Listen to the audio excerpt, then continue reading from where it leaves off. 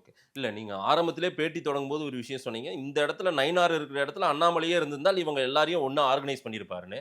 இன்னைக்கு என்டிஏ நல்லா இருக்கணும். எடப்பாடிய நாமெல்லாம் தூங்காம உழைச்சு அவர வந்து உயிர குடுத்தாவது எடப்பாடிய முதல்வர் ஆக்கணும்னு சொன்னவர், ஏன் அதுக்கான முயற்சி எடுக்கலன்னு நான் கேட்கிறேன் அண்ணாமலை. சீட் ஷேரிங்னு முடியலைங்க.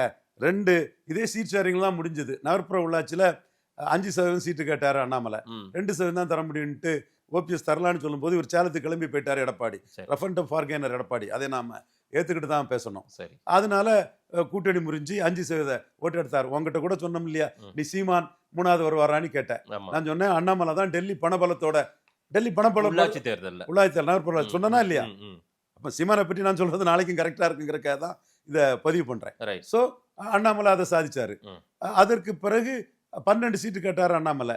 6 சீட்டு தான்னாரு எடப்பாடி. ம். 12 சீட்டுக்கு தகுதியான ஓட்டை எடுத்து காட்டிட்டாரு. ஸோ பார்லிமெண்ட்டுக்கு 12 சீட்டு, 72 வேண்டாம், அசம்பிளிக்கு ஒரு 60 சீட்டு வேணுங்கிறதுல உறுதியா இருக்கிறாங்க. ம், ம். இப்போ டெல்லி இதுலயே 50 சீட்டுக்கு மேல வேணும்னு அமித்ஷா சொல்றாருங்கிற கருத்துக்கள்லாம் வருது இல்லையா? அப்போ அண்ணாமலை உழைப்புல வந்த ஓட்டுக்குள்ளிய சீட்டை வாங்கணுங்கிறதா இப்ப மேட்ரு. ரைட்.